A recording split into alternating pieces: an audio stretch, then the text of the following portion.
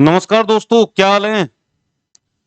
तो आज हम डिस्कस करने जा रहे हैं जो अभी मॉर्निंग सेशन में ये पेपर हुआ था केमिस्ट्री का, ठीक है, राजस्थान यूनिवर्सिटी का।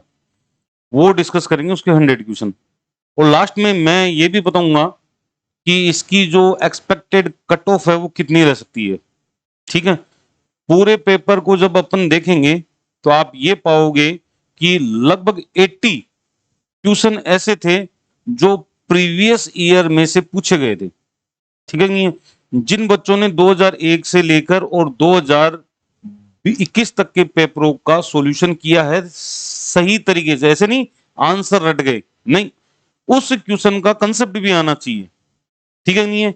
वो यहां पे 80 प्लस क्वेश्चन सही कर सकता था। समझ में आई बात।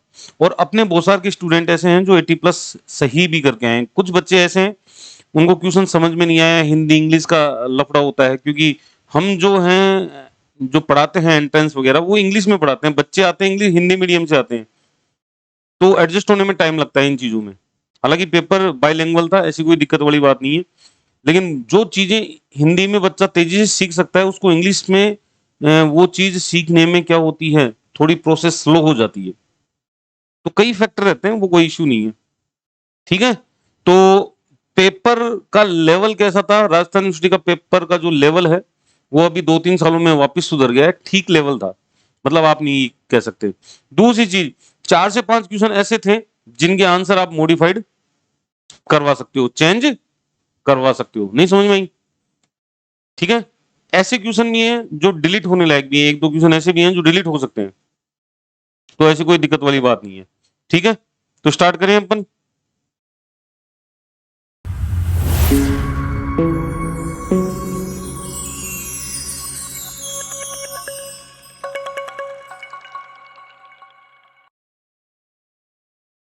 चलो देखो,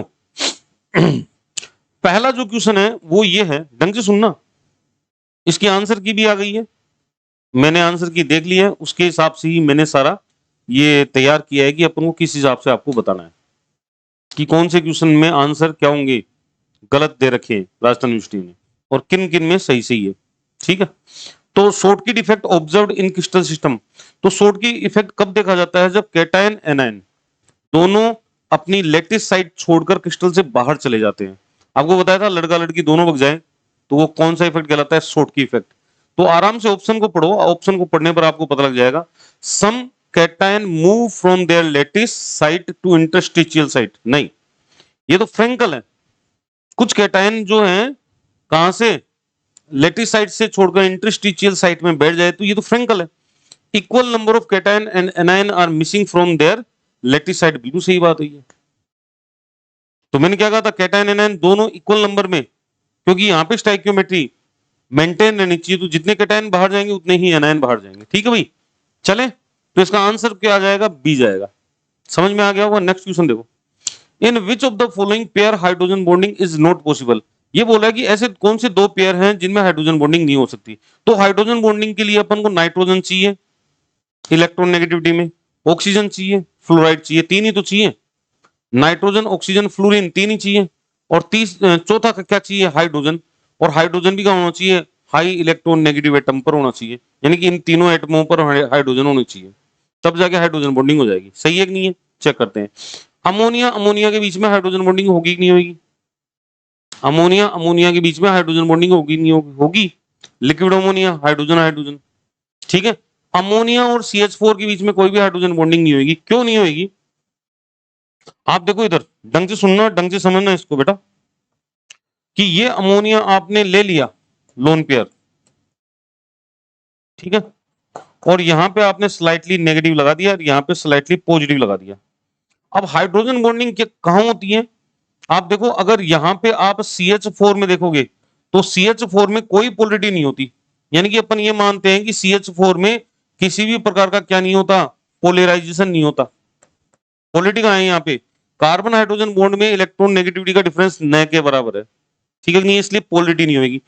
पोलरिटी नहीं होगी तो हाइड्रोजन बॉन्डिंग भी नहीं होगी, तो इसका आंसर क्या जाएगा, बी। ठीक है, वैसे वाटर और एसीटोन में मिलेगी, अगर एसीटोन को आप देखोगे ना, ये देखो, वाटर और एसीटोन में आपको हाइड्रोजन बॉन्डिंग मिलेगी। जैसे ये स्लाइटली क्या हो गया आपका नेगेटिव, ये स्लाइटली पॉजिटिव, पार्शियली चार्ज आ गया ना, नेगेटिव पॉजिटिव। और यहाँ पे ऑक्सीजन जब देखोगे किसका, एसीटोन का, ठीक है नहीं है, यहाँ पे क्या है स्लाइटली नेगेटिव, ये स्लाइटली पॉजिटिव, तो ये हाइड्रोजन बॉन्डिंग बड़ी आसानी से हो जाती है। ऐसे ही मिथाइल अल्कोहल और एसीटोन में पाई जाएगी। अमोनिया, अमोनिया में तो ही, तो इसका मतलब हाइड्रोजन बॉन्डिंग कहां नहीं है, अमोनिया और CH3 में कोई भी हाइड्रोजन बॉन्डिंग नहीं होगी। मिल गया आपको सेकंड का आंसर, ठीक है। Next question, which of the following statement is correct with respect to molecular orbital diagram, ठीक है। तो O2 डायमैग्नेटिक नहीं होता, पैरामैग्नेटिक होता है, तो ये गलत है। बॉन्ड ऑर्डर ऑफ O2 2 होता है, यहाँ पे 1 दे रखा है, ये भी गलत है। Molecular orbital of O2 have, molecular orbital of O2 have total 4 electron, नहीं ज्यादा इलेक्ट्रॉन होते हैं 4 से, चेक कर लो, 2 2 4 2 6 और 2 8 इलेक्ट्रॉन होते हैं भाई, टोटल 16 इलेक्ट्रॉन है, तो वो डिस्ट्रीब्यूट होंगे तो 4 ही इलेक्ट्रॉन थोड़ी होंगे, समझ में आई। O2 इज पैरामैग्नेटिक, ये सही है। तो ये यही तो पूछ रहा है कि कौन सा स्टेटमेंट सही है, कौन सा संदर्भ में सही है। तो ये क्या होता है, अनुचुंबकीय होता है, पैरामैग्नेटिक होता है, 2 अनपेड इलेक्ट्रॉन पाए जाते हैं इसके, पाई 2px स्टार और पाई 2py स्टार, यानी कि एंटी बॉन्डिंग मोलिकुलर ऑर्बिटल में, ठीक है। तो इसका आंसर फोर्थ जाएगा। नेक्स्ट चलो, for the given phosphorus halide which of the following correct order of bond angle. देखो बॉन्ड एंगल का जो ये जो कंसेप्ट है, ये किससे दिया जाता है आपका, वेस्पर थ्योरी से। वेस्पर थ्योरी क्या बोलती है कि अगर आप सराउंडिंग एटम की इलेक्ट्रॉन नेगेटिविटी बढ़ाओगे, है ना, बढ़ाओगे या घटाओगे, कुछ भी मान लो, जैसे मान लो कि यहाँ पे Br3 है, Br3 है, ठीक है। तो मान लो कि इनके लोन पेयर बीचों बीच है, सोचो एक बार, है ना, बीचों बीच है। अब जब आपने ये चेक किया एफ में PF3 है ना, तो ये लोन पेयर किधर चले जाएंगे, एफ की तरफ चले जाएंगे, एफ की तरफ चले जाएंगे, ठीक है। तो यहां पे देखोगे आप रिपल्सन थोड़ा सा है, तो ये थोड़ा सा स्ट्रेच रहेंगे बाहर की तरफ, बॉन्ड एंगल थोड़ा सा ज्यादा रहेगा। और इसमें देखो रिलैक्स हो गया, रिलैक्स हो गया तो नॉर्मल स्टेट में आ जाएगा, ये वापस कायम आ जाएगा नॉर्मल स्टेट में। इस कारण से बॉन्ड एंगल बी इसका ज्यादा होता है, PBr3 का। तो इसका जो आंसर जाएगा वो कौन सा जाएगा, इसका आंसर कौन सा जाएगा भाई, चेक करो देखिए, इसका आंसर सी जाएगा। मिला आंसर, कोई दिक्कत कोई समस्या, चले आगे। नेक्स्ट देखो, नेक्स्ट है, आराम से सुनना, आराम से समझना, ट्यूशन करने लायक है सारे के सारे। ए फायर वर्क गिव क्रिस्पन, क्या है क्रिस्मन, क्या है ये क्रिम्सन, अच्छा क्रिम्सन है कलर लाइट, ठीक है भाई, क्रिम्सन, क्रिम्सन रेड कलर स्ट्रोंसियम का आता है, किसका आता है, स्ट्रोंसियम का, ठीक है। तो इसका आंसर जो है स्ट्रोंसियम जाएगा। ये जो ऊपर जाके फटाके फूटते हैं ना, ऊपर जाते हैं या नीचे अपन आग लगाते हैं वो डब्बे वाले, ठीक है नहीं है, उसमें स्ट्रोंसियम अपन यूज में लेते हैं, ये याद रखना है आपको। Next, the ionic mobility of aqueous solution of alkali follow the order, यानी कि ये इनकी आयनिक मोबिलिटी देख रहा है। तो आपको अच्छी तरह पता है कि ionic mobility inversely proportional to size of solvated ion. जो सोलवेटेड आयन है उसकी साइज अगर बड़ी है, समझ में आई, अगर सोलवेटेड आयन है उसकी साइज बड़ी है तो उसकी स्पीड कम होगी। तो लिथियम की साइज छोटी होती है वैसे, और जब ये सोलवेटेड होता है तो इसकी साइज बड़ी हो जाती है, पहले भी बताया था। तो लिथियम की साइज बड़ी होती जाएगी, सोलवेटेड होता जाएगा, समझ में आई, और ये उतनी ही धीरे जुड़ेगा। तो लिथियम सबसे धीमे चलने वाला है, तो आपको दिख गया होगा आंसर इसका सी है। सिक्स्थ का आंसर क्या है भाई, सी, चेक करो भाई फटाफट, हो गया। नेक्स्ट क्वेश्चन, ये इनऑर्गेनिक बेंजीन बोराजीन कहलाती है, कोई दिक्कत ही नहीं है। नेक्स्ट, HCF4 पार्शियली हाइड्रोलाइसिस, जब HCF4 का पार्शियली हाइड्रोलाइसिस करवाया जाता है तो आपको अच्छी तरह पता है क्या बनता है, ऑक्सी फ्लोराइड, और ऑक्सी फ्लोराइड में भी कौन सा बनेगा, XeOF2 बनेगा, ठीक है। ये जिनोन का जो फ्लोराइड्स वगैरह करवाए थे उसमें था, कोई दिक्कत वाली बात नहीं है। चले next, the reaction occurring the earth upper atmosphere produce radio active, बहुत बढ़िया बात। तो ये एक्चुअल में नाइट्रोजन 14 है, 714, इसमें कुछ आ रहा होगा जिस कार्बन 614। अब एक चीज बताओ, एक मास नंबर कौन कम करेगा? प्रोटॉन निकला होगा इसमें, प्रोटॉन निकला होगा। क्या निकला होगा? प्रोटॉन निकला होगा। क्या निकला होगा? प्रोटॉन, प्रोटॉन निकला होगा ना। अब ये 14 है तो इधर तो 14 हो गया। अच्छा कार्बन 14, सॉरी कार्बन 14, देखो इधर ऊपर चेक करो, तो इसका मतलब यहाँ पे न्यूट्रॉन आया होगा, तो न्यूट्रॉन एब्जॉर्ब करके ये बनाया नाइट्रोजन अनस्टेबल 715, जो फिर किस में कन्वर्ट हो गया? कार्बन 614 1H1 में। सही है, कर सकते हो। 9th का आंसर मिल गया आपको। तो इसका आंसर क्या आ जाएगा? Neutron and proton, B.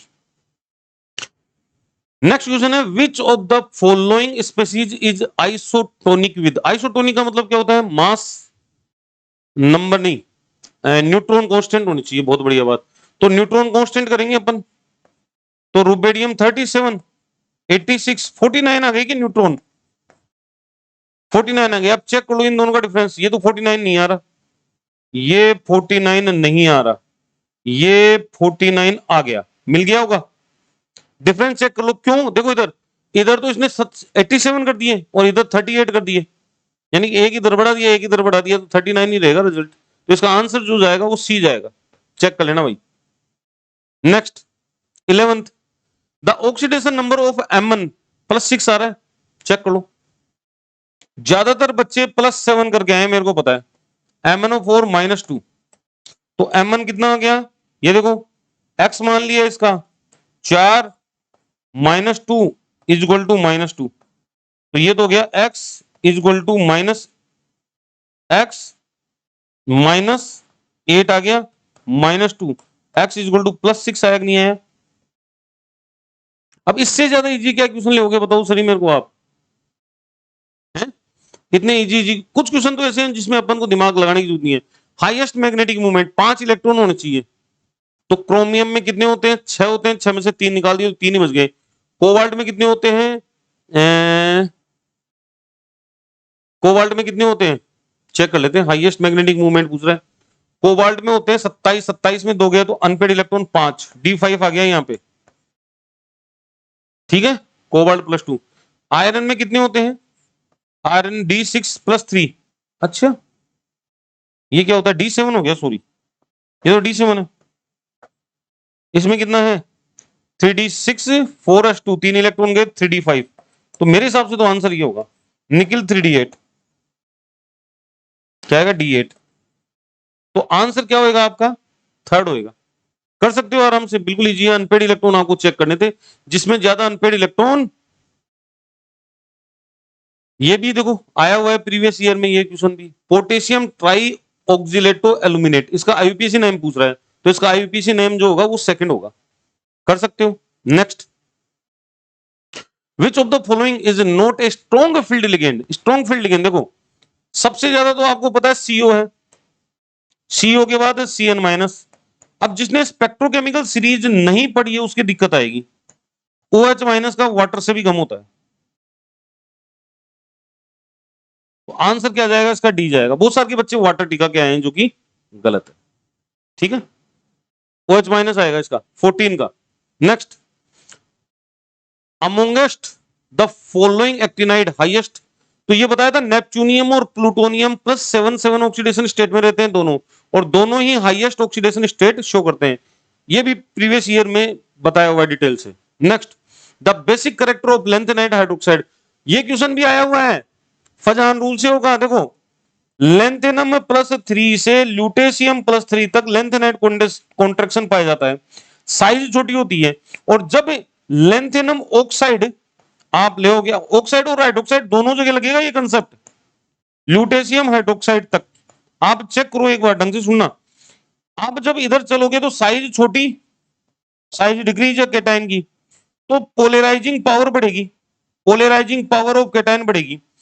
इससे क्या होगा? पोलराइजिंग पावर से distortion of electron cloud of anion वो बढ़ेगा। क्या बढ़ेगा? इलेक्ट्रॉन जो क्लाउड है किसका, OH माइनस का, उसमें डिस्टोर्शन बढ़ेगा, डिस्टोर्शन बढ़ेगा तो ओवरलैपिंग बढ़ेगी, और ओवरलैपिंग बढ़ेगी तो कोवलेंट करैक्टर बढ़ेंगे। कौन से बढ़ेंगे, कोवलेंट करैक्टर बढ़ेंगे, और साथ में आयनिक करैक्टर कम हो जाएंगे। आयनिक करैक्टर कम होने का मतलब बेसिसिटी डिक्रीज होगी, बेसिसिटी डिक्रीजेज। तो इसका आंसर आएगा लेंथ, क्या, लेंथेनम से ये वाला B, decreases from lanthanum to lutetium hydroxide. समझ में आई? हाँ, लक्स फ्लड थ्योरी से अपन कर सकते हैं इसको, फजान रूल से अपन कर सकते हैं। ठीक है, चलो आगे चलो। नेक्स्ट क्वेश्चन है, redox reaction is spontaneous when. तो रेडॉक्स रिएक्शन स्पॉन्टेनियस कब होती है, जब डेल्टा जी नेगेटिव होगा। और डेल्टा जी नेगेटिव कब होता है, चेक करो, डेल्टा जी कब नेगेटिव होता है, जब आपका ई नोट पॉजिटिव होगा। तो ई नोट पॉजिटिव का मतलब ई नोट की वैल्यू जो है वो ग्रेटर देन जीरो होनी चाहिए। तो है क्या ग्रेटर देन जीरो, बिल्कुल है। सेकंड, अब इससे जी क्या लेगी क्वेश्चन है, इनऑर्गेनिक में फिजिकल का क्वेश्चन डाल दिया, बताओ। The temperature at which standard electrode potential is measured 25 degree centigrade या 298 केल्विन, बी। ठीक है, स्टैंडर्ड यही होता है। कॉन्जुगेट बेस, तो कॉन्जुगेट एसिड और बेस में एक प्रोटॉन का डिफरेंस होता है, कॉन्जुगेट एसिड में एक प्रोटॉन ज्यादा होता है, कॉन्जुगेट बेस में एक प्रोटॉन कम होता है। तो ये पूछ रहा है कॉन्जुगेट बेस ऑफ अमोनिया, तो अमोनिया से एक प्रोटॉन हटाओ, NH2 माइनस बनेगा, इसका आंसर डी आएगा। समझ में आ गई, बिल्कुल इजी क्वेश्चन। नेक्स्ट देखो, which of the following statement is incorrect about Na in liquid ammonia. पहली चीज ये दिमाग में फिट करो कि Na लिक्विड अमोनिया कहां काम में आता है, ये रिडक्शन के काम में आता है। Na liquid ammonia, Na ethyl alcohol reduction के काम में आता है, ये कभी भी ऑक्सीडेशन नहीं करते हैं। तो आप देखोगे इनकरेक्ट पूछ रहा है, तो पहला आंसर ये, it is an oxidising agent, गलत है, नहीं है। तो पहला पढ़ते ही मिल गया आपको, क्योंकि lithium liquid ammonia, sodium liquid ammonia, sodium ethyl alcohol, ये फर्स्ट ए वाले जो अल्कोहल अमोनिया के साथ आते हैं, तो ये सारे रिड्यूसिंग एजेंट की तरह काम करते हैं। कोई बूओ ब्लांक में काम आता है, कोई बर्च रिडक्शन में काम में आता है, कोई किसी में काम में आता है। इट इज रिड्यूसिंग एजेंट, बिल्कुल सही बात है। इट ग्रेजुअली लिबरेट H2, बिल्कुल सही बात है। It give blue solution when dilute, बात सही है, डाइल्यूट करोगे तो ब्लू सॉल्यूशन देगा, क्यों देगा, अमोनाइज्ड इलेक्ट्रॉन ऑफ सोडियम, ये आपने एस ब्लॉक में पढ़ा होगा। ठीक है, तो इसका आंसर जो है फर्स्ट जाएगा। Next, the property of Au gold which is used for mining and separation of small flag from large value of sand and other oxide. देखो सुनो, आपको एसिड बेस पढ़ाया था मैंने, एसिड बेस में Au को मैंने सॉफ्ट एसिड बताया था, और मैंने ये बताया था कि ये सल्फाइड के रूप में पाए जाते हैं जनरली, सिल्वर हो गया, कॉपर हो गया, कैडमियम नेचर में, क्योंकि ये सॉफ्ट सॉफ्ट इंटरेक्शन स्ट्रॉन्ग करते हैं। समझ में आई? और अदर ऑक्साइड, ऑक्साइड क्या है, स्ट्रॉन्ग, तो ऑक्साइड आयरन का ऑक्साइड बनेगा। समझ में आई? फर्स्ट है सेकंड है के ऑक्साइड मिलेंगे, बनेंगे, तो वो क्या है, वो स्ट्रॉन्ग है। तो यहां पे अगर हम गोल्ड का सेपरेशन कर पा रहे हैं उनके ऑक्साइड से, वो इसी कारण से कर पा रहे हैं कि गोल्ड एक क्या है, सॉफ्ट एसिड है। अगर स्ट्रॉन्ग एसिड होता, अगर स्ट्रॉन्ग एसिड होता गोल्ड, तो ऑक्साइड के साथ वो स्ट्रॉन्ग क्या करते, स्टेबल कॉम्प्लेक्स बनाते, तो सेपरेट करना कहीं ना कहीं मुश्किल हो जाता। समझ में आई? तो इसका आंसर जाएगा सॉफ्ट एसिड।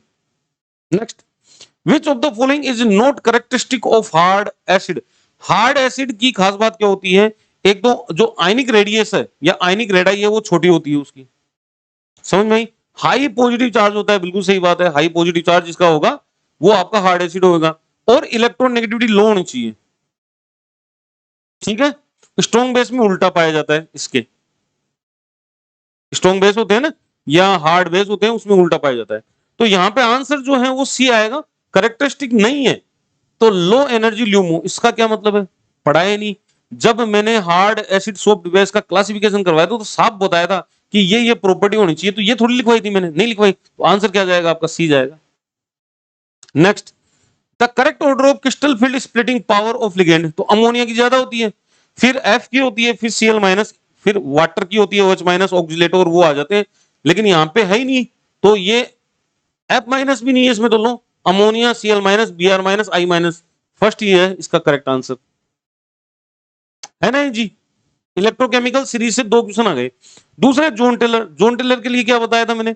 जॉन टेलर के लिए बताया था कि एसिमेट्रिक डिस्ट्रीब्यूशन जहां पे मिलेगा वहां पे जॉन टेलर मिलेगा। तो ये देखो पहला जो कॉन्फ़िगरेशन है ये है T2G0 और EG0, तो इसमें तो जॉन टेलर हो ही नहीं सकता। फिर है T2G6 EG0, इसमें भी नहीं हो सकता जॉन टेलर। T2G3 EG0, इसमें भी नहीं हो सकता जॉन टेलर। बचा कौन सा? T2G, T2G6 और EG1। अब एसिमेट्रिक डिस्ट्रीब्यूशन EG1 में हो गया ना, EG1 में एसिमेट्रिक हो गया तो इसका आंसर डी जाएगा। अब बच्चों को समझ में नहीं आया कि है क्या ये लफड़ा, क्या 2 लगा रहा है कभी 6 लगा रहा है, तो उसको ढंग से देखते हैं ना, समझ में आ जाता है ये। क्योंकि जब मैं यूनिवर्सिटी गया था आज, तो बहुत सारे बच्चों से इंटरेक्ट हुआ था, कुछ से मैं अपने ह्यूमैनिटी में इंटरेक्ट हुआ था, फिर बच्चों का कॉल आया कि सर हम यूनिवर्सिटी गेट पर हैं। यूनिवर्सिटी गेट पर भी 1-2 बच्चों से मिला, वो पुलिस वाले रुकने नहीं दे रहे थे, थोड़ा आगे जाके बात हुई थी उनसे। बहुत सारे बच्चों का फिर उस पे यूट्यूब पर मैसेज आया, बोले सर मैंने अभी आपको वहां यूनिवर्सिटी गेट पे देखा, आप ही थे क्या? मैं भाई मैं ही था।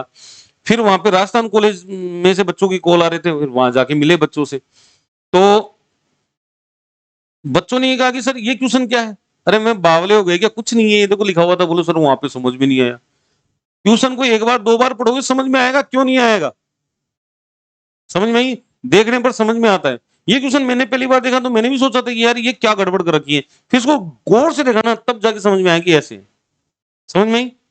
तो इंटेंसली देखना पड़ता है, इंटेंसली समझना पड़ता है। तो मिल गया answer D. Next, which of the following show TIP, temperature independent paramagnetism. ये क्वेश्चन ऐसा है जो अपने लेवल का नहीं था लेकिन दे दिया।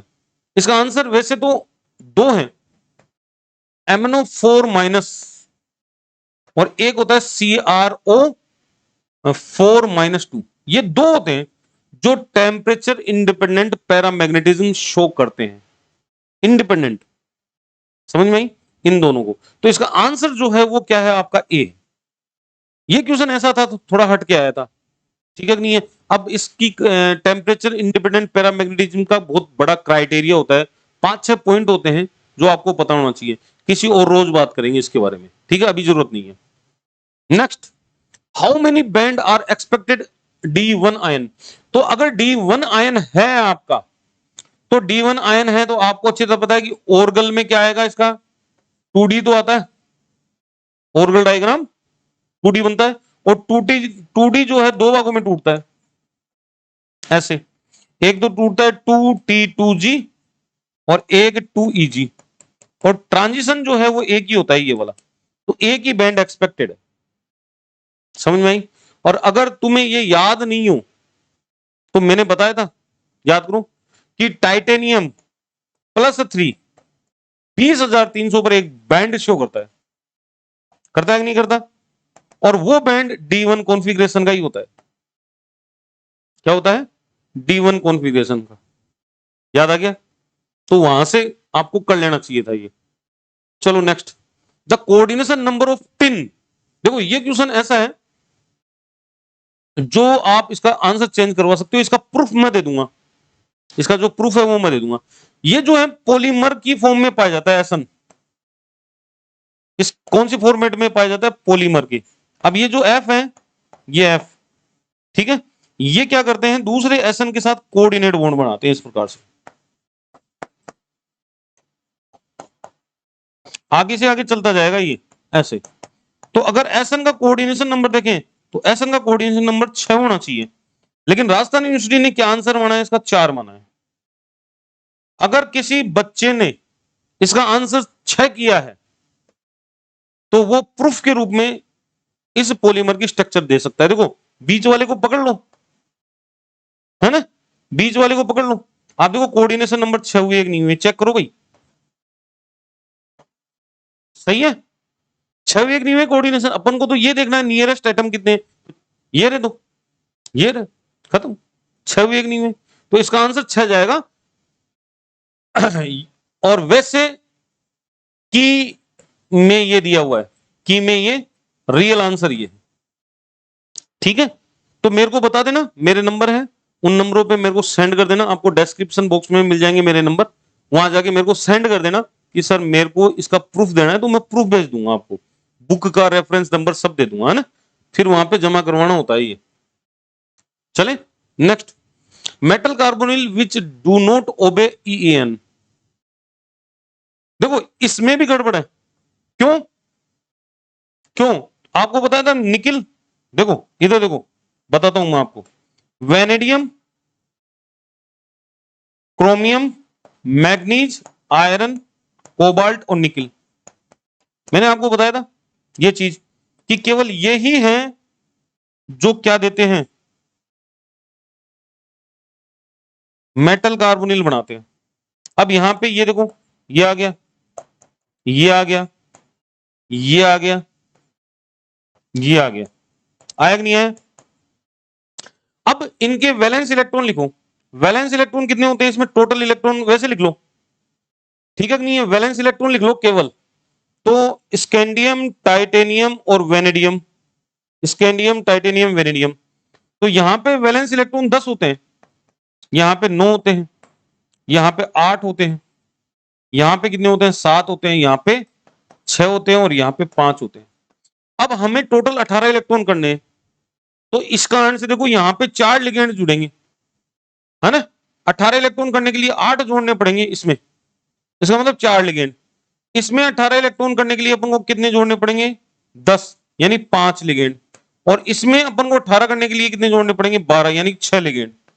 तो पहली चीज, क्रोमियम के साथ यहां पे 5 दे रखा है, टंगस्टन के साथ 5 दे रखा है, न तो ये ईएन फॉलो कर रहा न ये ईएन फॉलो कर रहा, ठीक है भाई। अब देखो रुथेनियम है, रुथेनियम के साथ दे रखा है 5, 5 सीओ, यानी कि ये ईएन फॉलो कर रहा है।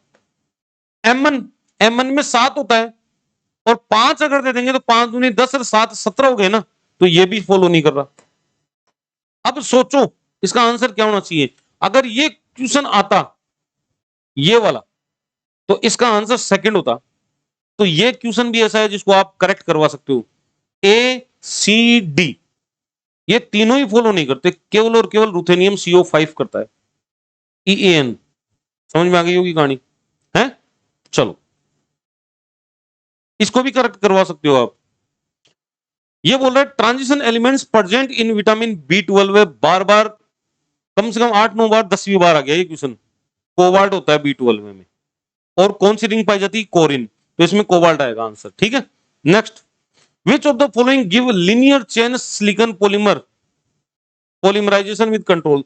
तो ये आपको पता होना चाहिए। देखो इधर पहली चीज, अगर टर्मिनेशन करवाना है, अगर टर्मिनेशन करवाना है तो R3SiCl काम में लेते हैं अपन, टर्मिनेशन करवाना है तो, ठीक है। और R, ये डाइक्लोराइड अपन लेंगे तो ये इधर से इधर क्या करेगा,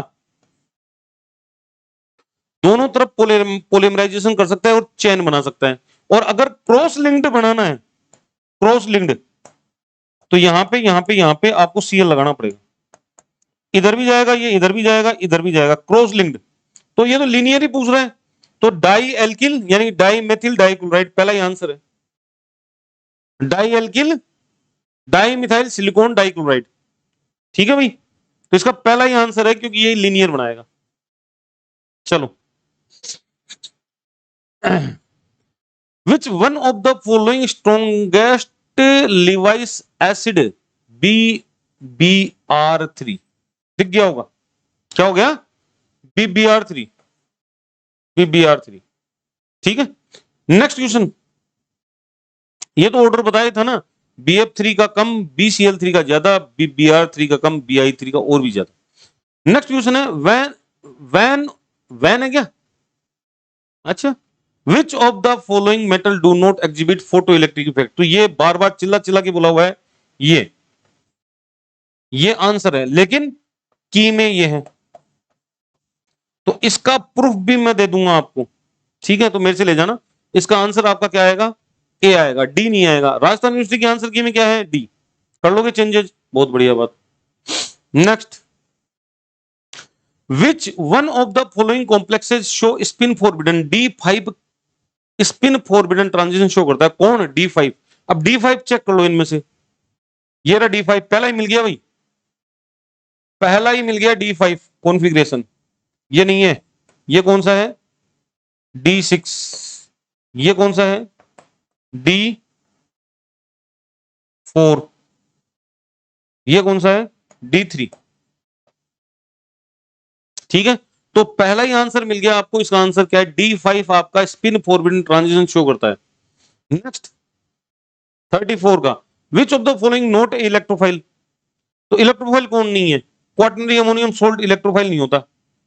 अब कईयों के दिमाग में ये आ रहा होगा सर पॉजिटिव है फिर भी इलेक्ट्रोफाइल क्यों नहीं है ये। तो इसका ध्यान रखना, इलेक्ट्रोफाइल का ऑक्टेट इनकम्प्लीट होता है और इसका ऑक्टेट कंप्लीट है, क्यों दिमाग लगाना ज्यादा ही फालतू में।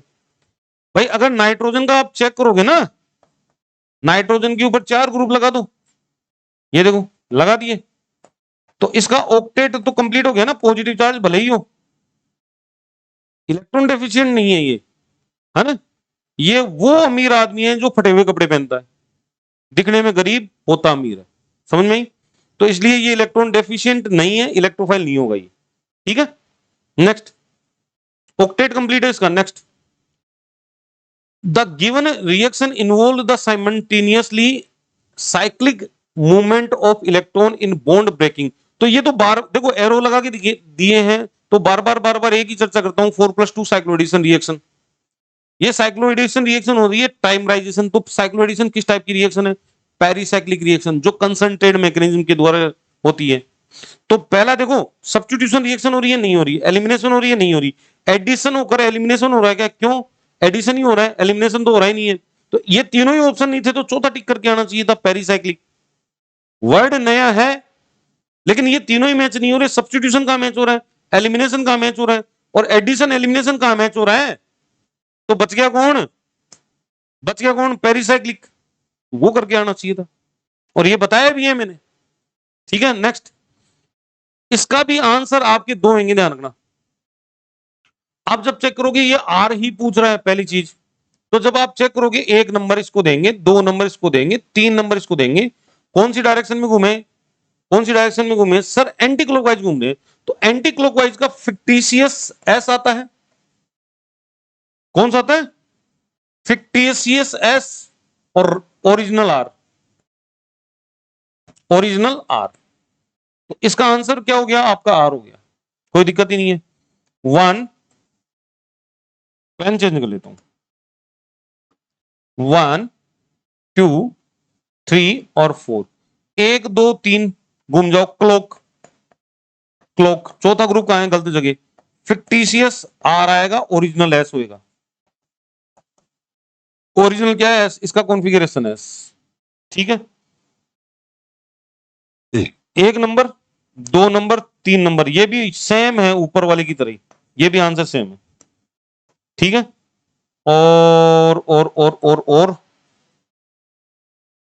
और देखो 1 नंबर, 2 नंबर, 3 नंबर, तो ये भी एंटी क्लॉकवाइज आ रहा है, चेक कर लो, एंटी क्लॉकवाइज है ना, एंटी क्लॉकवाइज है तो फिक्टिशियस एस और ओरिजिनल आर।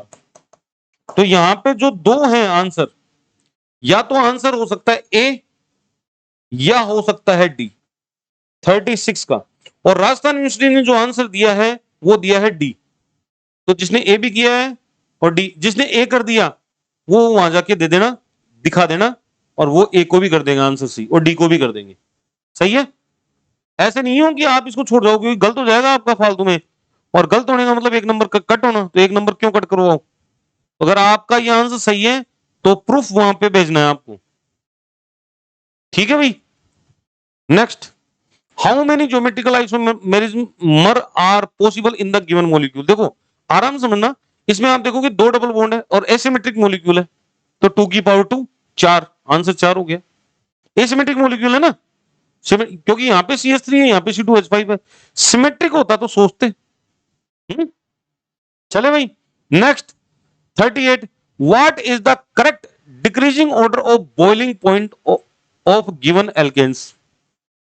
तो देखो कार्बन संख्या सेम है और आपको चित्र पता है एल्केन का बॉइलिंग पॉइंट, बॉइलिंग पॉइंट जो है वो वंडरवाल फोर्सेस के ऊपर डिपेंड करता है, समझ में आई। और वंडरवाल फोर्सेस साइज के ऊपर डिपेंड करते हैं या मोलिकुलर वेट के ऊपर डिपेंड करते हैं। जैसे जैसे आप बढ़ाओगे वैसे वैसे, तो आपको पता है लोअर एल्केन गैसियस फेज में होती है, फिर लिक्विड होती है, फिर सॉलिड होती है हाइयर पर, हाइयर मोलिकुलर वेट पर क्या होती है वो सॉलिड होती है। अब यहां पे मोलिकुलर वेट तो तीनों का सेम है क्योंकि मोलिक्यूल तो एक ही है, आइसोमर है ये तो। अब इन आइसोमर का बॉइलिंग पॉइंट अपन को चेक करना है। तो एक तो एन पेंटेन है स्ट्रेट चेन, ये स्ट्रेट चेन, एक आइसोपेंटेन है ये वाला, एक नियोपेंटेन है, ये नियोपेंटेन है। अगर आप देखोगे तो ये स्ट्रक्चर दिख रहा है आपको, इधर से इधर जाने पर क्या हो रही है, कैसी हो रही है, स्फेरिकल, गोल हो रही है। और जब स्फेरिकल होते हैं तो वंडरवाल फोर्सेज कम हो जाते हैं, क्या हो जाते हैं, वंडरवाल फोर्सेज स्फेरिकल में कम लगेंगे। समझ में आई? ठीक है, छोटी हो गई ना साइज, ये कितनी बड़ी थी अब ये और छोटी हो गई, स्फेरिकल हो गया। तो स्फेरिकल होने पर वंडरवाल फोर्सेज कम हो जाते हैं। जब वंडरवाल फोर्सेज कम हो जाते हैं, अगर वंडरवाल फोर्सेज कम हो गए तो बॉइलिंग पॉइंट भी कम होगा। तो आप देखोगे इसमें नियोपेंटेन का बॉइलिंग पॉइंट सबसे कम है। किसमें है भाई, आंसर ये रहा बी। अब इसमें भी गड़बड़ कर रखी है 38, और 38 का जो आंसर है वो क्या दे रखा है, ए दे रखा है शायद, ये की में है आंसर, ये क्या है, की में फर्स्ट दे रखा है शायद। ठीक है, तो इसको भी मॉडिफाइड करवा सकते हैं। प्रूफ मैं दे दूंगा, टेंशन मतलब मेरे पास बहुत सारी रेफरेंस बुक पड़ी है, वहां से आपको निकाल के मैं प्रूफ इसका दे सकता हूं। ठीक है, अगर सेकंड आंसर करके आए हो तो देखो, सबको प्रूफ लगाने की जरूरत नहीं है, जिनके प्रूफ वही लगाएगा, जिनको ये लगता है कि मैंने ये सही किया यार, मेरा गलत हो गया यार, एक नंबर मेरा कट सकता है, वो लगाओ। हर किसी को लगाने की कहां जरूरत है। जिसने पहला आंसर दिया है वो तो राजी हो लो, अपना तो आंसर सही हो गया है। और जो प्रूफ लगाएगा, next, cyclopentane on treatment with, ये तो करवाया हुआ है, ये साइक्लोपेंटेन होता है, और ये पिछली बार भी आया था शायद। और केमोनोफोर दे रहे हो आप, तो ये डाइओल बनेगा, क्या बनेगा, डाइओल। और डाइओल जो है कैसा बनेगा, सिन डाइओल, क्योंकि ये सिन एडिशन करता है। तो आप चेक कर लो, सिन डाइओल है क्या, सिस 1,2 साइक्लोपेंटेन डाइओल, चेक करो भाई, मिल गया answer. Next, the compound that is not aromatic, ये क्वेश्चन भी क्या होगा, डिलीट। ठीक है कि नहीं है, देखो ये एरोमेटिक नहीं है, ये एरोमेटिक नहीं है वैसे तरीकेबद्ध। ठीक है, अब इसको 7 मेंबर्ड मानते हैं, मान लो 7 मेंबर्ड, राजस्थान यूनिवर्सिटी ने क्या कर रखा है भाई, 7 मेंबर्ड बनाना नहीं आई तो 6 मेंबर्ड बना दिया। समझ में आई, क्या बना दिया, 6 मेंबर्ड बना दिया। तो राजस्थान यूनिवर्सिटी ने इस हिसाब से आंसर ये कर दिया की आंसर है ये, की में। और इसको ऐसे रखा होगा शायद, पॉजिटिव लगाना भूल गया होगा, अरे पॉजिटिव लगाना भूल गया होगा नीचे, ऐसे ऐसे था। तो ये एरोमेटिक होता है, ये एंटी एरोमेटिक होता है, फ्यूरेन तो एरोमेटिक है ही, ये वाला एरोमेटिक है। तो आंसर क्या था, बी। समझ में आई, इसलिए गड़बड़ होगी, क्या करें, कुछ कर नहीं सकते। तो इसका जो आंसर है वैसे तरीकेबद्ध आप सी सही करवा सकते हो, वैसे ये क्वेश्चन डिलीट होने लायक है, दिमाग क्यों लगा रहे हो। 40, 41, विच of the following reaction not a aromatic electrophilic substitution reaction. तो बेंजीन की नाइट्रिक एसिड और सल्फ्यूरिक एसिड की प्रेजेंस में नाइट्रेशन होता है, इलेक्ट्रोफिलिक सब्स्टिट्यूशन है। Aryl halide with strong base, अरे ये तो बेंजाइन है, या ArSN2 है, तो यही नहीं है आंसर है। अरे भूल गए क्या, सिने सब्स्टिट्यूशन करवाया था ना, ये देखो ये वाला स्ट्रॉन्ग बेस NaNH2, ये बेंजाइन बनाई थी अपन ने, एडिशन एलिमिनेशन मैकेनिज्म, फिर उसके बाद एनिलीन बनी थी, याद करो। ठीक है, तो इसका आंसर क्या जाएगा, बी जाएगा, कर सकते हो आराम से, इजी। नेक्स्ट देखो,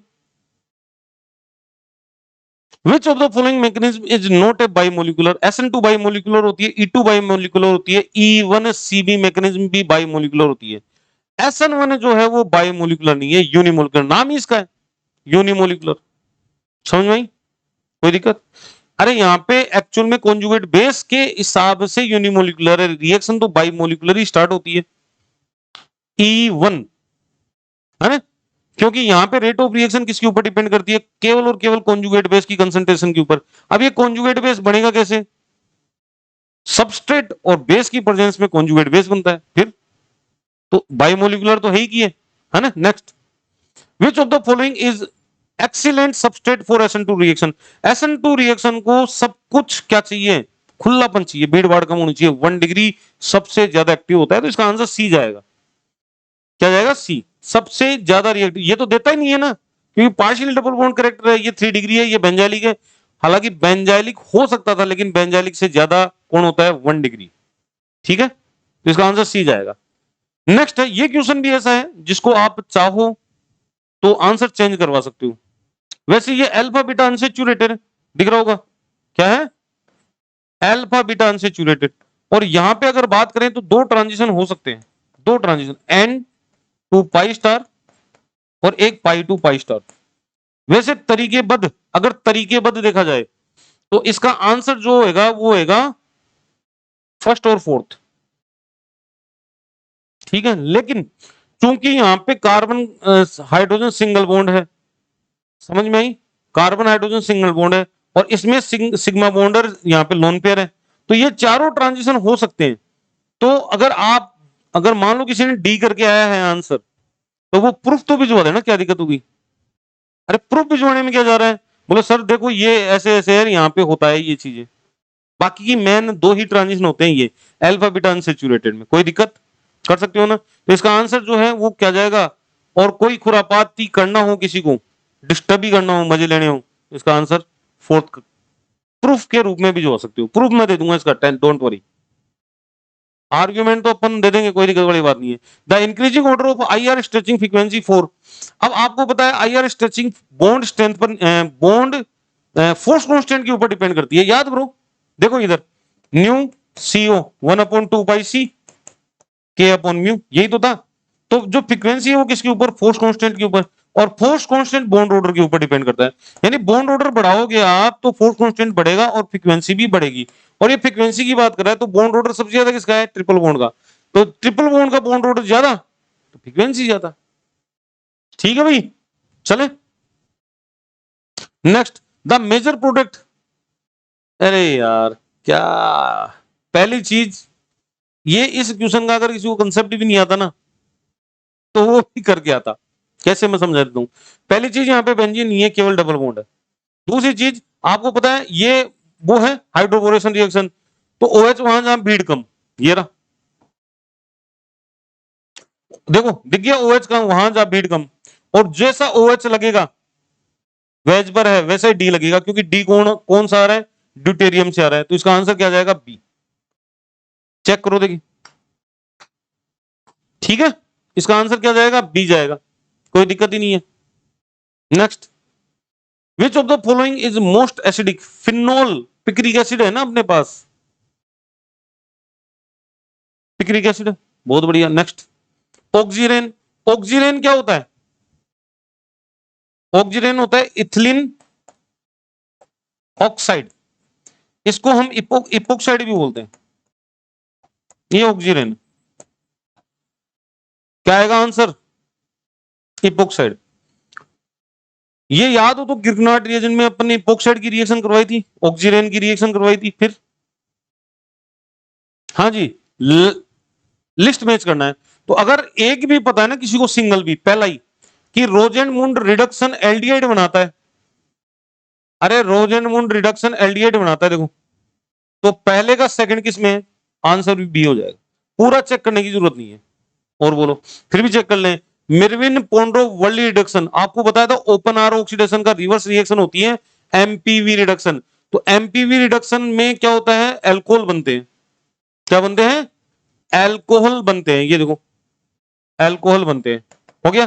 फिर वुल्फ क्रिस्टल रिडक्शन में एल्केन, वुल्फ क्रिस्टल रिडक्शन में एल्केन बनता है कार्बोनिल कंपाउंड से, और नोवेंजल में अल्फा बीटा अनसेचुरेटेड बनते हैं, सिंपल, नोवेंजल। चलो, IUPAC नाम पूछ रहे हैं, तो 1,2,2,2 डाइमिथाइल प्रोपेनेल, 2,2 डाइमिथाइल प्रोपेनेन नेल, 2,2 डाइमिथाइल प्रोपेनेल, ये रहा 1 प्रोपेनेल। वैसे 1 लगाने की जरूरत नहीं थी इसमें, तो इसका आंसर सी जाएगा भाई, चेक कर लेना। ठीक है, नेक्स्ट, ये अच्छा क्वेश्चन है। ये कौन सा क्वेश्चन है, आप देखो यहां पे क्या दे रखा है इसने, ये दे रखा है ये दे दिया ना पहले स्टेप में। दूसरा क्या करवा रहा है, इलेक्ट्रोकेमिकल ऑक्सीडेशन, बहुत बढ़िया बात। ये कैटायन जाएगा कैथोड पर, एनायन जाएगा एनोड पर, एनोड पर। और एनोड पर जाके ये क्या होएगा, एनोड पर ऑक्सीडेशन होता है, अपने इलेक्ट्रॉन दे देगा। इलेक्ट्रॉन देते ही काय में कन्वर्ट हो जाएगा ये, रेडिकल में। और रेडिकल में कन्वर्ट होते ही ऑक्सीजन की मन में क्या भाव आता है कि मैं CO2 के रूप में निकल जाऊं, कार्बोक्सिलिक एसिड के। तो यहाँ पे रेडिकल बन गया। अब रेडिकल और रेडिकल आपस में क्या हो सकते हैं भाई, जुड़ सकते हैं क्या, जोड़ दो रेडिकल को, हाइयर एल्केन बनती है। ये कोलबे इलेक्ट्रोलाइसिस है बेटा, क्या है, कोलबे इलेक्ट्रोलाइसिस। तो इसका आंसर ए जाएगा। चेक करो, चेक कर लो, चेक कर लो फटाफट, इसका आंसर ए है। ठीक है, अगर किसी भी क्वेश्चन में कोई डाउट लगे, आपको कोई समस्या है कि सर ये समस्या है, तो वो बेझिझक होकर मेरे को आप कॉल कर सकते हो। ठीक है, लेक्टम क्या होते हैं, ये जब लेक्टोन का समझाया था उस टाइम पे भी बताया था मैंने कि साइक्लिक, देखो इधर, cyclic ester, cyclic ester lactone कहलाते हैं। क्या कहलाते हैं, लेक्टोन, लेक्टोन्स। ठीक है, और साइक्लिक एमाइड, एमाइड लेक्टम कहलाते हैं। क्या कहलाते हैं, लेक्टम। समझ में आई बात। तो साइक्लिक एमाइड कौन है, चेक कर लो इसमें से, ये रहा पहला ही आंसर मिल गया। साइक्लिक एमाइड क्या कहलाएंगे, लेक्टम्स कहलाएंगे। चलो नेक्स्ट चलो, the condensation reaction of aliphatic amine. अच्छा, एलिफेटिक एमीन के साथ कंडेंसेशन रिएक्शन करवा रहे हो तो करवा दो। ये लो, 2 हाइड्रोजन इधर, नाइट्रोजन, यहाँ पे R लगा दो, तो इमीन बनेगा। और इमीन को सिफ बेस कहा जाता है। क्या कहा जाता है, सिफ बेस। क्या कहा जाता है, सिफ बेस। ठीक है, और तो जच रहा ही नहीं है ना, सेट ही नहीं हो रहा बाकी का। नेक्स्ट, द, ओहो कैनिजारो रिएक्शन है, 2 एल्डिहाइड ले लिया आपने, एक का एल्कोहल बन रहा है, दूसरे का एसिड बन रहा है। ठीक है, चार्ज में लगा देना, एक का एल्कोहल बन रहा है, एक का एसिड बन रहा है, बन गया ना ये। तो ये कैनिजारो रिएक्शन है बी, कोई दिक्कत। Next, the number of signal observed in H1NMR, check करना पड़ेगा। तो क्या है ये, साइक्लोप्रोपेन है, ये देखो, ये साइक्लोप्रोपेन है। और क्या है ये, सिस है, और 1,2 डाइमिथाइल सिस है। तो देखो, ये दोनों तो सेम है ना, ए और ए, ये दोनों भी सेम है, बी और बी, लेकिन ये दोनों अलग है, सी और डी। क्यों अलग है, इसका एनवायरमेंट चेक करोगे तो 2 मिथाइल का है, इसका एनवायरमेंट चेक करोगे तो 2 हाइड्रोजन का है। तो ये दोनों अलग अलग हुए, एक नहीं हुए। तो इसका मतलब इसमें NMR सिग्नल कितने आएंगे, 4 आएंगे। बहुत सारे बच्चों ने 3 करके आए हैं, जो कि गलत है। ठीक है, quinoline react with potassium hydroxide, ये क्विनोलिन होती है, और क्विनोलिन पर आप KOH की रिएक्शन करवा रहे हो, KOH की। तो क्विनोलिन ये न्यूक्लियोफाइल आ गया एक तरीके से, तो ये कहां अटैक करेगा, क्विनोलिन की सेकंड पोजीशन के ऊपर। कौन सी पोजीशन पे करेगा बेटा, सेकंड पोजीशन के ऊपर, और यहां पे OH बनेगा आराम से। तो 2 हाइड्रोक्सी क्विनोलिन आंसर है आपका, 2 हाइड्रोक्सी क्विनोलिन। चेक कर लो भाई, कोई दिक्कत। हाँ, अगर 2 पर एल्किल ग्रुप लगा हुआ होता तो फिर 4 पर जाता, और 4 पर भी होता तो फिर रिएक्शन नहीं होती। Next, identify. अब ये जो फ्रीडेल क्राफ्ट करवा रहा है, और आपको पता है अच्छी तरह की, जो 5 मेंबर होते हैं उनमें इलेक्ट्रॉन डेंसिटी ग्रेटर देन 1 होती है in compare to benzene ring. Benzene ring में पर एटम इलेक्ट्रॉन डेंसिटी 1 होती है, जबकि 5 मेंबर में 6 इलेक्ट्रॉन 5 एटम के ऊपर डिलोकलाइज हो रहे हैं, तो इलेक्ट्रॉन डेंसिटी 1.2 आती है। अरे 6/5 कर लो तो 1.2 के आसपास है, यानी कि इलेक्ट्रॉन डेंसिटी ग्रेटर देन 1 है। और दूसरी चीज कि फ्यूरेन, थायोफिन, पायरोल, इनकी रिएक्टिविटी बेंजीन की तुलना में बहुत ज्यादा होती है। समझ में आई। तो अगर आप इस प्रकार के रिएजेंट लेओगे, जैसे ये वाले COCl, इस प्रकार के रिएजेंट लेओगे आप, जो पहले से एक्टिवेटेड है, तो ये हर जगह CHO ग्रुप जोड़ देगा। ठीक है, एसिड तो काम में लेते ही नहीं है ना अपन, COCl क्यों नहीं ले रहे अपन, क्योंकि हर जगह जुड़ जाएगा ये। तो अपन क्या करते हैं, या तो एनहाइड्राइड लेते हैं, क्या लेते हैं, एनहाइड्राइड। एनहाइड्राइड की रिएक्टिविटी एसिड क्लोराइड की कंपैरिजन में कम होती है, इसलिए अगर ये ज्यादा रिएक्टिव है तो कम रिएक्टिव रिएजेंट ले लो। रिएजेंट अगर आपने एक्टिव ले लिया तो ये तो हर जगह लग जाएगा, एक जगह लगा रहा है ना, तो ये, तो इसका आंसर डी आएगा भाई। ठीक है, next, alpha hydrogen in which following compound exist greater acidity. तो ग्रेटर एसिडिटी में आपको कुछ चेक नहीं करना था, आपको यहां पे हाइड्रोजन की एसिडिक स्ट्रेंथ चेक करनी थी। और एक ही फैक्टर लगता है, एक ही फैक्टर लगता है, कौन सा? माइनस आई इफेक्ट चेक करना था आपको, क्योंकि रेजोनेंस तो हर जगह है, रेजोनेंस से हो रहा ही नहीं है। माइनस आई एरियो में क्या समझाया था तुम्हें? एटॉमिक लेवल कार्बन पे नेगेटिव चार्ज आ रहा है, रेजोनेंस रेजोनेंस हर जगह हो रहा है, इधर भी हो रहा है इधर भी हो रहा है। इंडक्टिव इंडक्टिव चेक कर लो, तो इंडक्टिव एस्टर का ज्यादा होता है क्या? अरे एस्टर का ही तो ज्यादा होता है inductive, I effect minus I. फिर नेक्स्ट चेक करो, which of the following pair enantiomer D glucose और एल फ्रक्टोज। ये तो कुछ भी नहीं है, डी फ्रक्टोज एल फ्रक्टोज क्या है ये? ठीक है, ये दोनों क्या है? फंक्शनल ग्रुप आइसोमर है, डी ग्लूकोज एल ग्लूकोज, ये आ गया ना। दूसरा ही ऑप्शन आ गया, एक डी एल एक एल, अनइंश्योमरिज्म यही शो कर रहे हैं। ठीक है, डी ग्लूकोज और डी एल गैलेक्टोज ये क्या है? कोई मतलब नहीं है, तो आंसर आपका सेकंड ही आएगा। Functional group in reducing sugar that positive with Tollens reagent. तो मैंने आपको क्या बताया था? टोलन रिएजेंट कौन कौन ग्रुप को रिड्यूस कर देता है? देखो इधर, पहली चीज एल्डिहाइड को करता है, बिल्कुल करता है। कीटोन को करेगा, बिल्कुल करेगा, लेकिन कीटोन के बगल में क्या होना चाहिए? ओएच ग्रुप होना चाहिए, तब तो कर देगा ये। तो ओएच ग्रुप किसमें होता है? फ्रक्टोज में। तो फ्रक्टोज रिड्यूसिंग शुगर है कि नहीं है? तो ये भी है, ये भी है। हेमी एसिटेल, तो आपको क्या बताया था? हेमी एसिटेल में अगर 5 मेंबर है, 6 मेंबर है, कोई सी भी मेंबर है, और अगर आपको यहां पे OH ग्रुप दिख जाता है, OH ग्रुप, तो ये हेमी एसिटेल हो गया। दिख रहा नहीं है? और ये OH ग्रुप क्या करवा देता है? रिंग ओपनिंग करवा देता है, किसकी प्रेजेंस में? टोलन एजेंट की। तो वो एल्डिहाइड में कन्वर्ट हो जाता है, तो हेमी एसिटेल भी देता है। एसिटेल नहीं देगा। अगर मान लो ये वाला है, ये वाला, तो ये टोलन रिएजेंट नहीं, टोलन रिएजेंट से ऑक्सीडाइज नहीं होगा। समझ में आई? टोलन रिएजेंट से ऑक्सीडाइज नहीं होगा, यही होता है। तो इसका आंसर आएगा फर्स्ट सेकंड थर्ड। चेक कर लो, पहला ही आंसर है। करवाता हूं, करवाया है डिटेल से। ठीक है भाई, next, which of the following amino acid non essential amino acid. तो टीवी मिल पाथ बताता हूं मैं हमेशा, टीवी मिल पाथ। अब ये जो तो ए है, ये आर्जिनिन है, और यहां पे ए का मतलब क्या है? एलानिन, ये नहीं है। ट्रिप्टोफेन आ ही गया, फिनाइल एलानिन आ ही गया, आइसोल्यूसिन ल्यूसिन लाइसिन ये आएगी, फिर मिथियोनिन। चलो नेक्स्ट, थायोल्स। अब एक चीज देखना इधर, अगर मान लो कि आरएसएस ले रहा हूं, तो ये एच एसिडिक है, फिनोल से आपके ओएच ग्रुप से भी ज्यादा एसिडिक है, इससे भी ज्यादा एसिडिक है। तो जब ये सोडियम मेटल के साथ करता है, तो यही हाइड्रोजन गैस निकाल देता है। तो इसको कहां जोर आ रहा है हाइड्रोजन गैस निकालने में? कोई दिक्कत ही नहीं है, तो हाइड्रोजन गैस ही आएगा आंसर। ठीक है, नेक्स्ट, ये बढ़िया क्वेश्चन है ये भी। अब एसएच, एसएच, अब ये तो पता लग गया कि ये इसकी एसिडिटी सबसे कम होगी तीसरे वाले की, तो तीसरा वाला कम में यहां पे है, यहां पे। अब लड़ाई इन दोनों में हो रही है, तो आपको पता है कि जब मैंने एसिडिक स्ट्रेंथ बताई थी, तो आपको बताया था डाउन द ग्रुप जाने पर एसएच, एसईएच, टीईएच, तो एसिडिक स्ट्रेंथ बढ़ेगी। एचआई में बढ़ रही थी ना, तो डाउन द ग्रुप बढ़ेगी। तो सबसे ज्यादा किसका होगा? सेकंड का। सेकंड सबसे ज्यादा इसमें है, फर्स्ट एरियो के ऐसे हो जाएगा। ये एटॉमिक लेवल चेक करते थे ना, तो डाउन द ग्रुप जाने पर, साइज बढ़ने पर, एटम की साइज बढ़ने पर जो नेगेटिव चार्ज है वो डिस्पर्स हो जाता है पूरी के ऊपर, स्टेबल हो जाता है। तो अगर कॉन्जुगेट बेस स्टेबल, तो कॉन्जुगेट एसिड स्ट्रॉन्ग।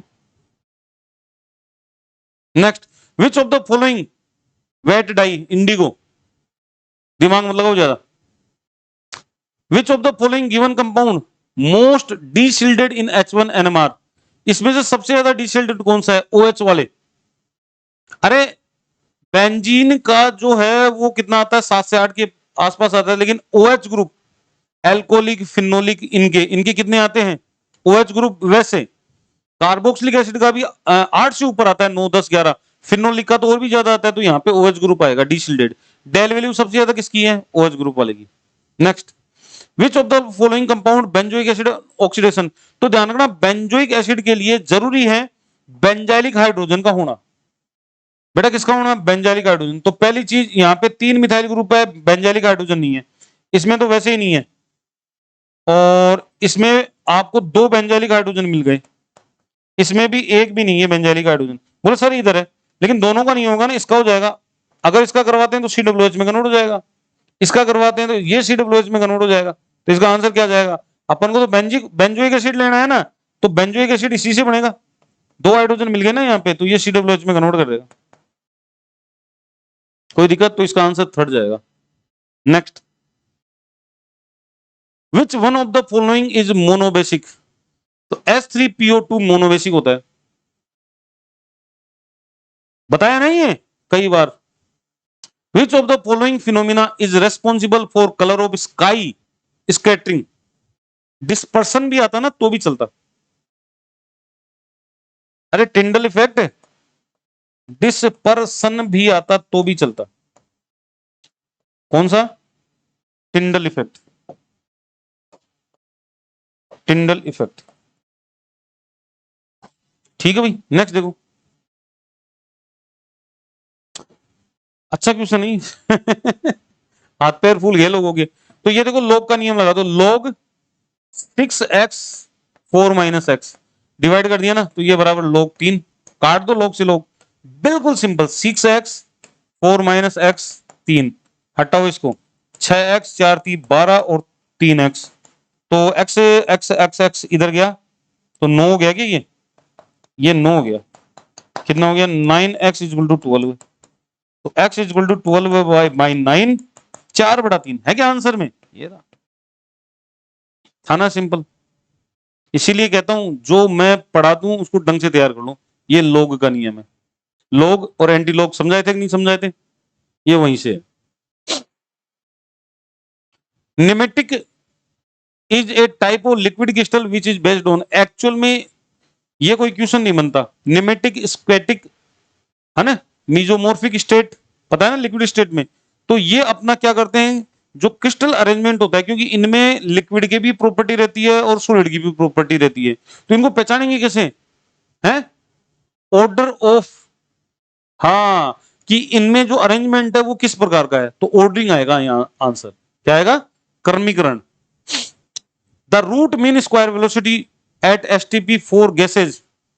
तो एक चीज बताऊं आपको, अच्छी तरह पता है, रूट मीन स्क्वायर वेलोसिटी हो, कोई सी भी हो, RMS, ये सब मोलिकुलर वेट के इनवर्सली प्रोपोर्शनल होती है। तो जिसका मोलिकुलर वेट ज्यादा, उसकी रूट मीन स्क्वायर वेलोसिटी सबसे कम। मिल गया ना ये answer B.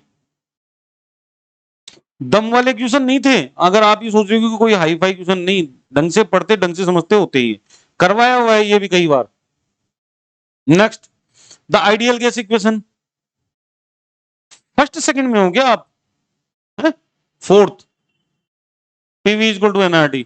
Which of the following is most unsymmetric crystal? Triclinal. अब बोलोगे ऑप्शन में नहीं है, ये दे रखा ना, ट्राइक्लोनिक। ठीक है भाई, त्रिंताक्स हिंदी में देख लेते। Which of the following ray are used in powder method in crystallography? तो अपन एक्सरे डिफ्रेक्शन से ही स्ट्रक्चर निकालते हैं, तो यहां पे आएगा monochromatic x ray.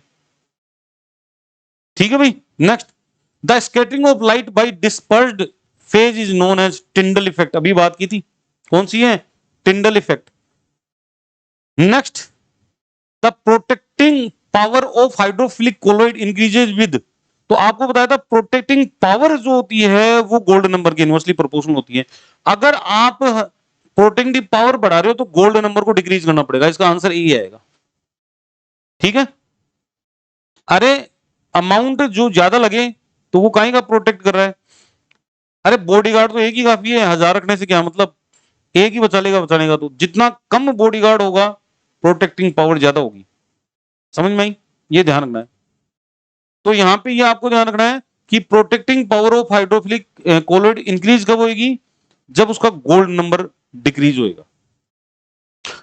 Which of the following is not an example of zero order reaction? तो मैंने जीरो ऑर्डर का क्या बताया था कि फोटोकेमिकल प्रेजेंस या कोई मेटल कैटालिस्ट। चेक करो, photochemical combination of hydrogen gas, zero order. Decomposition of ammonia और मोलिब्डेनम, मेटल आ गया, zero order. Thermal decomposition of HI on, gold surface आ गया, gold surface. Inversion of cane sugar, ये तो सूडो फर्स्ट ऑर्डर होती है ना। ठीक है, तो इसका 77 का क्या आएगा? D. Next, collision theory applied to biomolecular. Collision theory किसके ऊपर एप्लीकेबल होता है? बायोमोलिकुलर रिएक्शंस के ऊपर, तो इसका आंसर सी जाएगा। ठीक है। Next, how does half life, तो हाफ लाइफ आपको पता होना चाहिए कि जो हाफ लाइफ होता है टी हाफ, वो टाइम के इनवर्सली प्रोपोर्शनल होती है। नहीं, टाइम नहीं, टेम्परेचर के। टेम्परेचर बढ़ाओगे तो हाफ लाइफ कम हो जाएगी। कॉमन सेंस बताता हूं कैसे, आप सुनना मेरी बात गौर से। कोई भी रिएक्शन एक्स वाई जेड, चाहे जीरो ऑर्डर हो, चाहे फर्स्ट ऑर्डर हो, चाहे सेकंड ऑर्डर हो, समझ में आई? टेम्परेचर इफेक्ट तो आता ही है। टेम्परेचर आप बढ़ाओगे तो रेट ऑफ रिएक्शन बढ़ती है नहीं बढ़ती? जब रेट ऑफ रिएक्शन बढ़ गई, यानी कि रिएक्शन तेजी से होने लगी, तो उसको होने में कम समय लगेगा, तो हाफ लाइफ कम हुई कि नहीं हुई? फिर ठीक है भाई। तो क्या आएगा इसका? Vary with. चलो, how does half life period of first order reaction vary with temperature? तो टेम्परेचर बढ़ाओगे तो डिक्रीज होगी। आंसर इसका बी है, 79 का। नेक्स्ट है, next, in an exothermic process enthalpy negative. अब इससे रद्दी क्वेश्चन क्या लाऊं मैं? जूल थॉमसन एक्सपेंशन, ये क्वेश्चन भी आपका क्या हो सकता है? बोनस हो सकता है। कैसे? क्योंकि इसमें बोला नहीं है एक्सपेंशन। आप देखोगे यहां पे आइडियल गैस होती है एक, तो एक रियल गैस होती है, दोनों के लिए अलग अलग। ठीक है कि नहीं है? आइडियल गैस के लिए ये आइसो एंथैल्पिक होती है, आइसो एंथैल्पिक, एंथैल्पिक एडियाबैटिक कंडीशन में करवाते हैं ना। और रियल गैस के लिए होती है आइसोथर्मल, आइसोथर्मल। समझ में आई? तो ये दोनों होना चाहिए था आंसर, लेकिन की में क्या दे रखा है? की में ये दे रखा है बी। तो अगर कोई डी करके आया है तो प्रूफ मेरे से ले लेना, मैं उसका सही करवा दूंगा। और बी करके आए हैं सब तो चलने दो, क्या दिक्कत हो गई? घर की बात है, अपने तो नंबर आने चाहिए बढ़िया। Next, if a liquid crystal into A solid the entropy will change. अब देखो, लिक्विड से क्रिस्टलाइज हो रहा है, यानी कि लिक्विड से सॉलिड में कन्वर्ट हो रहा है, तो एंट्रोपी डिक्रीज होगी। अरे गैस की एंट्रोपी सबसे ज्यादा होती है, फिर लिक्विड होती है, सॉलिड की सबसे कम होती है, तो डिक्रीज आएगा यहां पे। ठीक है। Next, Gibbs equation is applicable. तो गिब्स इक्वेशन फिजिकल और केमिकल प्रॉपर्टी सबके ऊपर लागू होती है, लेकिन क्लोज सिस्टम की, क्योंकि पूरी थर्मोडायनेमिक्स में अपन किसकी स्टडी करते हैं? क्लोज कंटेनर में। रिएक्शन भी क्लोज कंटेनर में, पिस्टन भी लगाया तो क्लोज कंटेनर में, सब कुछ क्लोज कंटेनर में। ओपन में केमिकल पोटेंशियल बन जाता है आपका गिब्स फ्री एनर्जी। ठीक है नहीं है? तो इसका आंसर रहेगा ऑल प्रोसेस केमिकल एंड और physical but in closed system. ठीक है, conditional. Next, which of the following statement is true about eutectic. तो ये स्टेटमेंट पढ़ने पड़ेंगे। बोथ कंपाउंड आर सॉलिड, जरूरी नहीं है, जरूरी नहीं है कि दोनों कंपाउंड सॉलिड हो, लिक्विड भी हो सकता है, कोई जरूरत थोड़ी है ना? केआई का वाटर के साथ सॉल्यूशन नहीं बनाते, केआई वाटर सिस्टम नहीं बनाता, यूटेक्टिक पॉइंट वाला। फिर melting point of mixture is lower than melting point of either individual, ये सही है। आप देखो यूटेक्टिक में जो इन ये इस टाइप का कर्व बनता है यूटेक्टिक पॉइंट में, याद आया कुछ? तो ये मेल्टिंग पॉइंट ही होता है, इन दोनों से कम होता है। ये क्वेश्चन भी सोल्ड पेपर में था, जो पेपर सॉल्यूशन करवाए थे उसमें था ये। तो इसका आंसर बी जाएगा भाई। दूसरा और देख लो, one component is in liquid phase other is solid. नहीं, it is always occur when ratio of compound 50-50। पागल हो गए क्या? तो अगर वैसे भी पढ़ते हैं तो आपको पता लग जाता है कि इसका आंसर बी होने वाला है। ठीक है। Next, one component system four phase can four phase exist in को इक्विलिब्रियम। नहीं, ये यूटेक्टिक बनाया इसलिए फोर फोर फेज एग्जिस्ट कर रही थी यहाँ पे, तो यहाँ पे रिड्यूस्ड फेज ले रहे थे अपन, डिग्री ऑफ फ्रीडम में गड़बड़ हो जाएगा, इसलिए फोर फेज कभी भी इक्विलिब्रियम में नहीं रहती है, ध्यान रखना। ठीक है कि नहीं है? तो इसका आंसर आएगा 84 का। 85 का आंसर क्या है भाई? चेक करो, 85 का आंसर आएगा नो। ठीक है, चले। The correct cell notation for glass electrode, ये क्वेश्चन भी आप सही करवा सकते हो। देखो, इसमें बोला नहीं है कि एज एनोड या एज कैथोड, ये कहां बोला है? बोला है कि नहीं बोला? नहीं बोला। तो इसके हिसाब से देखो, ये किसकी तरह है? ये एनोड की तरह है। ये किसकी तरह है? कैथोड की तरह।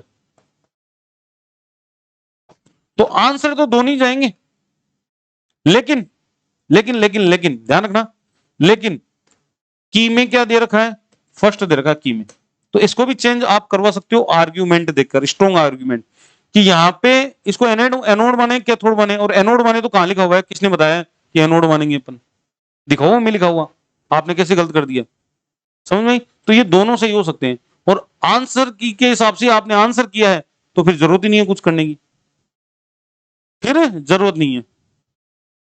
The specific heat of substance commonly called, it's specific heat is quantity of heat required to raise temperature of 1 gram substance 1 degree, definition of given is correct, बिल्कुल करेक्ट है ये।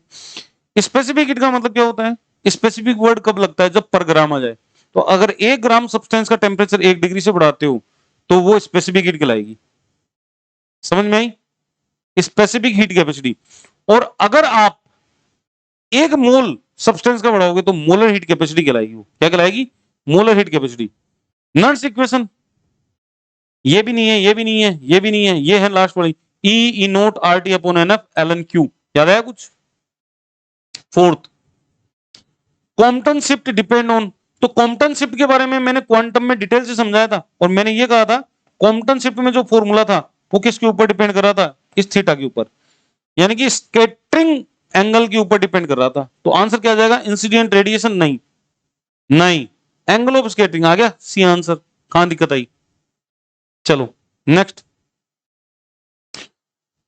The correct expression for Schrodinger equation, del square psi psi psi E minus V M pi, इसका answer जो है वो है सी, दिख गया होगा, ये कितनी बार आ गया question, del square psi 8 pi square m upon h E minus V psi is equal to 0। The correct order of different type of molecular energy, तो आपको अच्छी तरह पता है कि इलेक्ट्रॉनिक एनर्जी सबसे ज्यादा होती है, फिर वाइब्रेशनल होती है, फिर रोटेशनल होती है ना, ये बोर्न ओपन अप्रोक्सीमेशन, और फिर ट्रांसलेशनल होती है। इसका आंसर क्या जाएगा भाई, ए जाएगा, कर सकते हो। नेक्स्ट क्वेश्चन देखो, आराम से करो, 92, सिलेक्शन रूल और सिंपल हार्मोनिक ऑसिलेटर, और कोई तो जचेगा ही नहीं आपको, और कोई जचेगा नहीं। अब देखो देवताओं, इसमें भी गड़बड़ कर रखी है, इसमें देखो क्या गड़बड़ कर रखी है, ये और ये सेम ही दे दिया, बस आगे पीछे घुमा दिया इसने, देखो है ना, तो आंसर ये दोनों हो जाएंगे। और वैसे अगर एक ही आंसर करना है तो ये भी आंसर है, ये आंसर है, लेकिन ये ज्यादा करेक्ट है, क्यों, delta we equal two plus minus यहां दे रखा है, डेल्टा ई तो होता नहीं है, जीरो नहीं होता, जीरो थोड़ी होएगा, डेल्टा ई नहीं आएगा यहाँ पे, डेल्टा वी, हालांकि ये दोनों सही है, अगर ये भी करके आया है कोई, ये भी करके आया है, सही है दोनों के, प्रूफ मैं दूंगा, टेंशन मत लो, और अगर ऊपर वाला सही किया है तो प्रूफ देने की जरूरत नहीं है आपको। 92, 93, डाइपोल मूवमेंट एक वेक्टर क्वांटिटी है, क्यों है, क्योंकि याद आ गया होगा आपको ये वाला μ1 μ2, याद आ गया, 2 μ1 μ2 कोस थीटा, और इसका रूट याद आया होगा, निकालते हैं अपन, है ना। तो वेक्टर क्वांटिटी है, इसका मैग्नीट्यूड जो है, ठीक है भाई, मैग्नीट्यूड आ गया ना इन तीनों में, डायरेक्शन, वेक्टर क्वांटिटी की हमेशा डायरेक्शन होती है, जबकि नॉन वेक्टर जो स्केलर क्वांटिटी हो उसका डायरेक्शन नहीं होता। नेक्स्ट, कितना घटिया question, molal elevation constant, molal depression constant, colligative property नहीं होती, एब्जॉर्बेंस कोलिगेटिव प्रॉपर्टी नहीं होती, 4 ही होती है कोलिगेटिव प्रॉपर्टी, ऑस्मोटिक प्रेशर होती है, डिप्रेशन इन फ्रीजिंग पॉइंट होती है, एलिवेशन इन बॉइलिंग पॉइंट होती है, और relative lowering of vapour pressure होता है। तो depression in freezing point, answer C जाएगा इसका। Next, a pair of solution bear the same osmotic pressure, same osmotic pressure, isotonic, अगर 2 सॉल्यूशन है, दोनों सॉल्यूशन का ऑस्मोटिक प्रेशर बराबर है तो आइसोटोनिक है वो। बॉन्ड एंड मोलिकुलर पोलरिटी, ध्यान रखना, मोलिकुलर पोलरिटी जो आएगी वो हमेशा इलेक्ट्रॉन के एसिमेट्रिक डिस्ट्रीब्यूशन से आती है, ठीक है नहीं है। Bond and molecular polarity is the result of unequal charge distribution, answer D है इसका, समझ में आ गई होगी, अनइक्वल। मोलिटी ऑफ सॉल्यूशन निकाल लो, 10 ग्राम दे रखा है, मोलिकुलर वेट भी दे रखा है, बहुत बढ़िया बात है ना, कितना दे रखा है 200, और इंटू 100 1000 आएगा यहाँ पे, तो कट गया, कटने के बाद कितना हो गया ये 5, 50 में 110.9 का भाग दो तो ये आएगा 0.45। करके देख लेना इसको, मैंने तो कैलकुलेटर से किया था, आप भी करके देख लो, कोई दिक्कत वाली बात नहीं, इतने easy numerical. What is the quantum yield of the 10⁶, highest quantum yield होती है इस रिएक्शन की, ठीक है। Next, which one of the following carbene, तो सी इज द कार्बिन, दिख गया होगा है, ये नाइट्रीन है, ये कार्बन है ना, ये कार्बोकेटाइन है। Last question, which of the following transition need maximum energy, तो ये लास्ट जो पेपर सोल्व करवाए थे उसमें भी बताया था मैंने कि जो सिग्मा से सिग्मा स्टार होता है उसमें सबसे ज्यादा एनर्जी चाहिए होती है, और एनर्जी की ही बात कर रहा है ये, ठीक है नहीं है। तो सिग्मा से सिग्मा स्टार सबसे ज्यादा चाहिए, ठीक है भाई। उसके बाद कौन सी चाहिए आपको, N2 सिग्मा स्टार चाहिए एनर्जी, फिर किसकी एनर्जी चाहिए, फिर π2 पाई स्टार, और N2 पाई स्टार सबसे कम होता है। अब इसको हम कम से कम भी तो 2 बार पढ़ते हैं, तो बीएससी सेकंड ईयर में पढ़ते हैं, बीएससी थर्ड ईयर में पढ़ते हैं। ये सॉल्यूशन हो गया, ठीक है। अब बात करेंगे इसकी कट ऑफ की, करते हैं बात, कट ऑफ की भी बात करते हैं इसकी।